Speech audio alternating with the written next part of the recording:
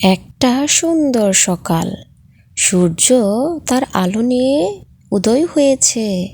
চারপাশ আলোকিত হয়েছে, ফুল ফুটেছে, সবুজ রং এবং বাতাস বইছে চারিদিকে। পাখিরা গান গাইছে। সূর্য মেঘেদের সাথে খেলা করছে তার আলো নিয়ে। হঠাৎ সূর্য খেয়াল করলো দূরে একটা ছোট্ট সবুজ গাছ টুকু মন খারাপ করে দাঁড়িয়ে আছে। সূর্য চিন্তা করলো, আমি তার সাথে গিয়ে কথা বলি।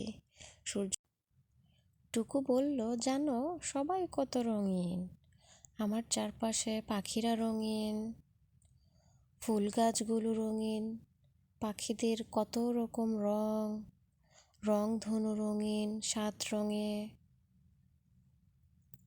ফুলদের মধ্যে হলুদ, লাল, সবুজ, নীল, কত রকমের রং আছে, কিন্তু আমি শুধুমাত্র সবুজ। আমি সবুজ কেন? সূর্য বলল, জানো টুকু, তুমি সবুজ দেখেই আমার খুব পছন্দের বন্ধু। টুকু বলল, কেন? সূর্য বলল, তুমি আমার আলো দিয়ে পৃথিবীর জন্য খাবার বানাও।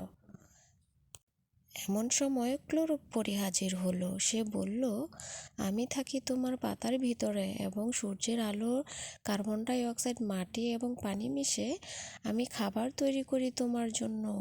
আর তুমি পৃথিবীর জন্য খাবার তৈরি করো যাতে মানুষ বেঁচে থাকতে পারে। ক্লোরোপরি আরও বলল, আমরা না থাকলে পৃথিবী থাকতো না। টুকু অবাক হয়ে গেল এবং বলল, আসলে কি তাই? তখন এক টুকরো মেঘ এসে বলল, হ্যাঁ টুকু, তুমি ঠিক শুনেছ, তুমি অনেক উপকারী। তুমি আছো বলে পৃথিবী ঠান্ডা থাকে, তাই সবুজ গাছের গুরুত্ব অনেক বেশি।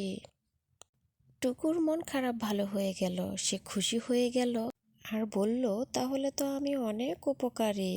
এখন আমার সবুজ রং অনেক ভালো লাগে। তোমরা সবাই বেশি করে গাছ লাগাও আর আমাকে সুন্দর রাখো। আমি পৃথিবীর জন্য অনেক প্রয়োজনীয়।